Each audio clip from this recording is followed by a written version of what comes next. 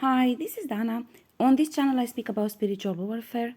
I have another channel on astrology and the Facebook page, which you will find in the description box below.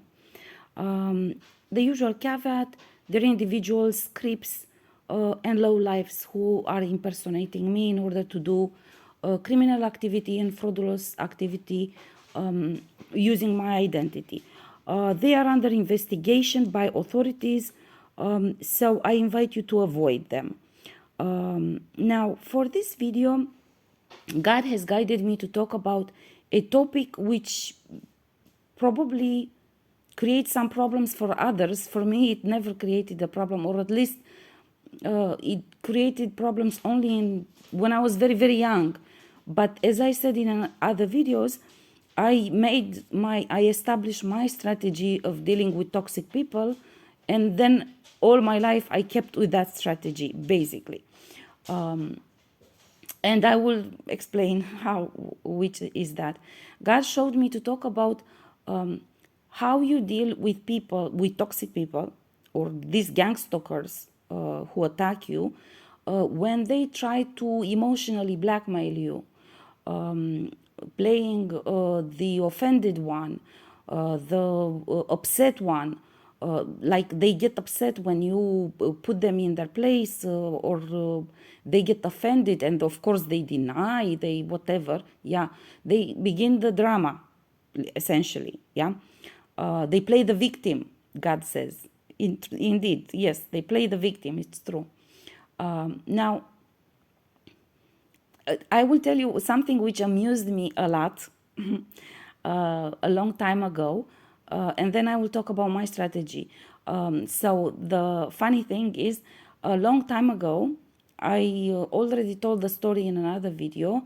I used to have an extremely toxic person, colleague of mine, in the same office with me. And basically, that was when I was very young, in my initial phase of working in MFA. And I had the same problem. I was still shaping up my strategy on how to deal with her. But it was very funny to me because, of course, this woman was toxic to me, but was toxic to others as well. I was not the only one, you know. And many put up with her, actually. But there were some who would stand up, literally. And at some point, I remember this colleague of mine, the toxic one, was very irritated and annoyed, and she kept complaining about a young woman in the ministry with whom she had some sort of altercation. Yeah. And the young woman put her in her place immediately. Immediately. She didn't take any crap from her, basically. And my colleague, the toxic colleague, said to her, I'm very upset on you because this is arrogant behavior and I'm very upset with you. And the young woman answered basically exactly like this: you're going to be just fine. You're going to get over it. And then she left, you know? So to me, that was very funny. That was very funny. And that was actually when I figured, you know what, actually, I should put her in that place as well. I shouldn't just allow her to bring this drama in my life. So I think this is how you need to deal with them, you know? But moving forward, what you mean, God says, talk about your strategy. Okay. My strategy, as I said, from the very beginning, I decide first, I take time and I deal with the situation with myself. First, I observe the individual. I make sure that the individual is doing on purpose, that he or she doesn't have a good argument, and she or he doesn't have good intentions.